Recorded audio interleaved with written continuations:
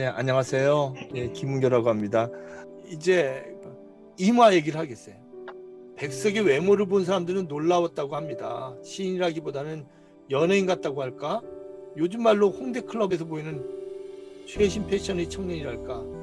댄스나 즐길 곱슬머리 제비족 같았다는 거. 녹두빛 더블 브레스트를 젖히고 그 추운 한대의 바다의 물결을 연상시키는 검은 머리에 웨이브를 휘날리면서 광화문통 내거리를 건너가는 한 청년의 풍치는 나로 하여금 때때로 그 주위를 몽파르나스로 환각시킵니다. 그렇건만은 며칠 전 어느 날 오후에 그의 시집 사슴을 받아들고는 놀랬어요. 외모와는 너무도 딴판인 그의 육체의 또 다른 비밀에 부딪혔을 때 나의 놀램은 오히려 당황에 가까운 것이었습니다.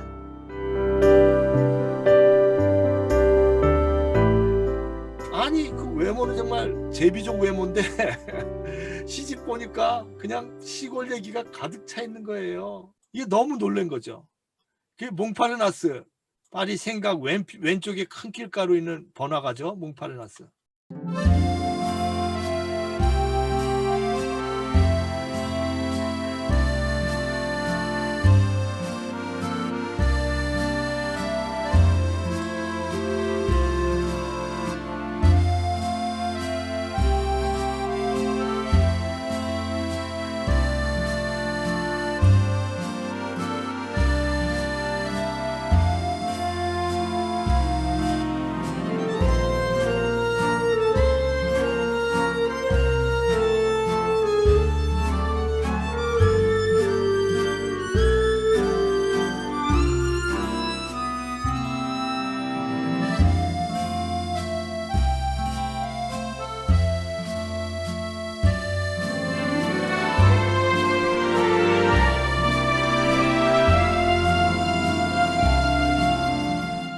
모더니즘적인 면이 있어요, 백석이. 근데 모더니스트라고 하는 것은 조심해야 됩니다. 모더니즘적인 이제 시각적인 면이 분명히 있습니다.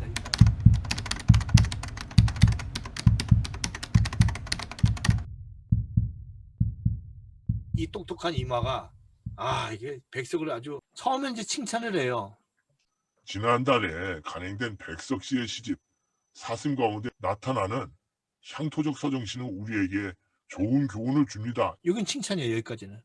근데 그 다음부터 이제 뭐라고 했냐면 사슴 가운데는 농촌 고유의 여러 가지 습속, 낡은 살림, 촌의 분위기, 산길, 그윽한 골짝 등의 아름다운 전경이 시인의 고운 감수력을 가지고 객관적으로 노래되고 있습니다. 백석 씨는 분명히 아름다운 감각과 정서를 가진 시인이 분명해요. 더욱이 이 시인의 방언에 대한 고려와 그 시적 구사는 전인 미답의 것이라 해도 과언은 아닙니다. 그러나 우리들이 냉정하게 이지로 돌아갈 때 시집 사슴을 일관한 시인의 정서는 그리 객관적인 태도에 불구하고 어딘지 공연히 표시되지 않는 애상이 흐르고 있는 거 느껴지지 않는지요? 결정적으로 백석의 시에는 생생한 생활의 노래가 없어요. 오직 이제 막 소멸하려고 하는 과거적인 모든 것에 대한 끝없는 애수, 그것에 대한 비가입니다. 요컨대 현대화된 향토적인 목가가 아닐까요? 사슴의 작가가 시어상에서 일반화되지 않은 특수한 방언을 선택한 것은 결코 작자의 개인의 고유나 단순한 취미가 아닙니다. 나는 이 아릇한 방언을 사슴에 표현된 작자의 강렬한 민족적 과거의 애착이라고 생각하고 있어요. 이 난삽한 방언은 시집 사슴의 예술적 가치를 의심할 것도 없이 저하시키는 것이라고 믿으며 내용으로서도 이 시들은 보편성을 가진 전 조선적인 문학과 원거리에 있는 것입니다. 이거 맞는 말인가요? 이마는 정말 최고의 비평가였고 잘생겼죠. 영화 배우였죠. 그냥 취미로 영화에 잠깐 나온 사람이 아니라 시 소설 쓰기 전에 이미 영화 아카데미에서 교육받은 사람입니다. 분장술, 연기력, 연출력 이걸 배운 사람이에요. 이마는 영화 공장이라고 그러나 키노 공장이라고 그랬죠. 그 당시에 키노 공장, 한국 조선 키노 공장 거기 일기 졸업생이에요. 종합적 예술인은요. 우리나라에 이 정도 넓이가 있는 예술인은 그렇게 많지 않죠. 영화와 연극과 고려대학교 연극부 이마가 쭉 연출했잖아요. 시와 평론과 모든 것을, 그다음에 조직도 카프를 갖다 또 이끌어가고, 이 이마가 판단력이 있고 좋았는데 시집을 전입미답이라고 하지만 생생한 생활이 없다는 거예요. 그냥 음식만 얘기해. 그러니까 정확히 얘기하면 이마의 시각에서는 계급적 관점이 없다는 거죠. 그럴까요? 그래서 그걸 에그조티즘에 지나지 않는다는 거예요. 에그조티즘, 이국주의. 그러니까 외국에 살다가 한 4, 5년 살다가 오니까 한국에 있는 것이 신기하게 보이는 거예요. 에그조티즘, 이국주의. 마치 자기 나라가 새롭게 보이는 거죠. 그걸 비평한 거예요. 에그조티즘이. 프란츠 파농도 그런 똑같은 이마 같은 얘기를 하거든요. 아프리카의 신비적 샤머니즘을 작품에 나열하는 프랑스 아프리카 작가들의 작품에 대해서 프란츠 파농은 이렇게 비판합니다. 이 프란츠 파농은 원래 의사입니다. 정신과 의사인데 검은 피부와 하얀 가면. 흑인들은 하얀 가면을 쓰고 있다는 거죠. 사실은 검은 피부인데 백인 흉내를 내고 산다는 거죠. 이 프란츠 파농이 비판한 게 네그리튜드라고 하는데, 네그리튜드. 네, 네그리튜드는 뭐냐면요. 네그리는요, 니그로라는 뜻이에요. 니그로. 튜드는 성이란 뜻이에요.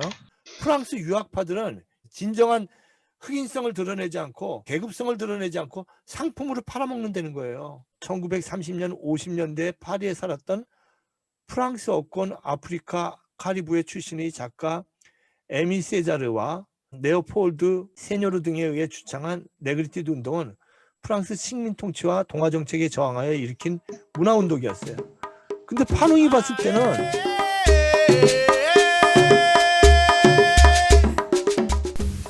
진화적이고 주술적인 분위기는 내게 두려움을 안겨주며 그것은 명확한 현실의 형태를 취한다.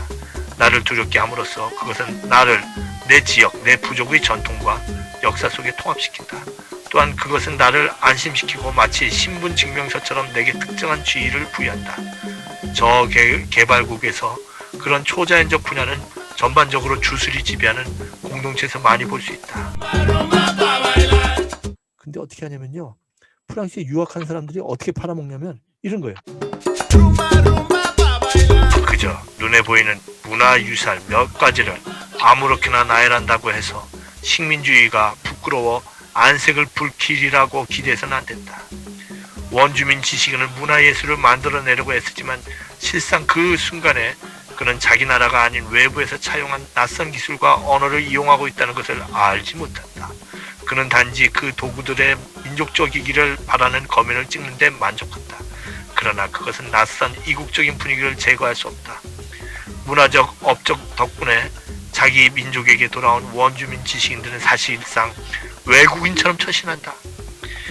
이따금 그는 서슴없이 사투리를 쓰면서 최대한 민중에게 가까이 접근하려는 의지를 보이기도 한다. 그러나 그가 표현하는 생각과 품고 있는 선입견은 조국의 사람들의 익히 아는 실제 상황과는 아무런 공통의 요소가 없다. 이마가 백석 비판한 거랑 그죠? 거의 같은 얘기예요. 아프리카 풍물을 이용하지만 사실은 그 사람들이 익히 하는 실제 상황과는 아무런 공통성 요소가 없는 것을 팔아먹는다고 하는 거죠. 그러니까 백석씨를 비판하는 사람들이 몇 사람이 있어요. 그 대표적인 사람이 이제 오장환이죠. 15면 거의 서정주급이에요. 근데 오장환도 백석을 잘못 봤어요. 오장환은 뭐라고 했냐면요. 이 백석은 단어를 갖다가 곡간에 포대자루 던지듯이 그냥 단어를 던지는 사람이다. 백석이 그런 사람이에요.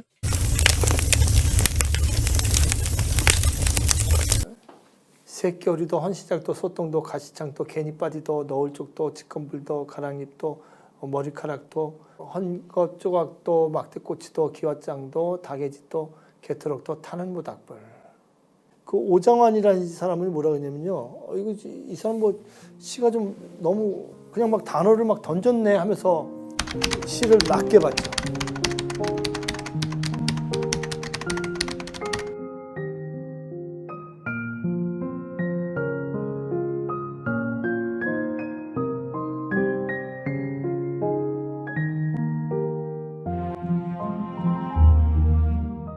백석과 모닥불이라는 꼭 한번 보시기 바랍니다. 백석의 맛을, 열거법의 맛을. 오장환도 속을 많지 그냥 던진 것 같지만 거기 규칙이 다 있어요. 백석이 던지는 그 단어들에는. 이 오장환이 백석의 그 기술을 속은 거예요. 이 사람도. 이 고수가. 이마도 지금 속은 거예요. 근데 자야여사 뭐라고 했냐면 시는 충신의 혼이 있어야 해요. 한용운의 시에는 있는데 대부분 막걸리에 물 탄 것 같이 밍밍해. 난 백석을 당시 풍속도를 그려낸 애국자로 봐요. 어려운 시절에 영문학을 버리고 조선문학을 하고 평안도 토속 언어를 남긴 게 충신의 혼이에요. 이시카와를 존경해서 본명이 백기행인데 필명에 석자를 넣은 것 같아. 800회를 하고 그 사람 시를 많이 읽어줬어요. 하지만 백시인은 창씨 계명을 거부해 만주의 한 회사에서 과여 해고당하고 말이 없는 사람인데도 일본인이 한국말 없앤다는 얘기를 들으면 썽을 발칵 냈어요. 유씨와 시인이 만난 백성연인 김자야 씨.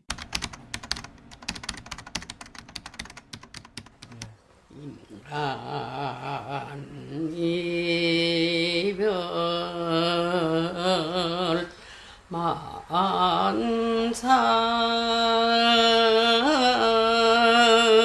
만사주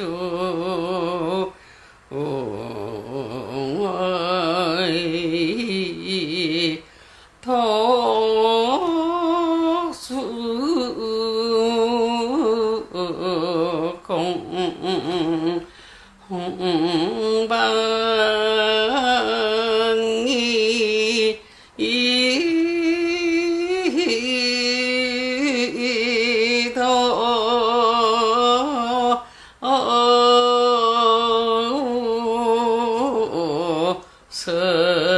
공방이 설다. 독수 공방이 서럽다고 그러죠. 지금 독수 공방이 서럽다고 그죠? 이렇게 얘기하고 있습니다. 백석의 삶이나 이런 걸 봤을 때 이마의 얘기는 다시 생각해 봐야 된다는 거예요.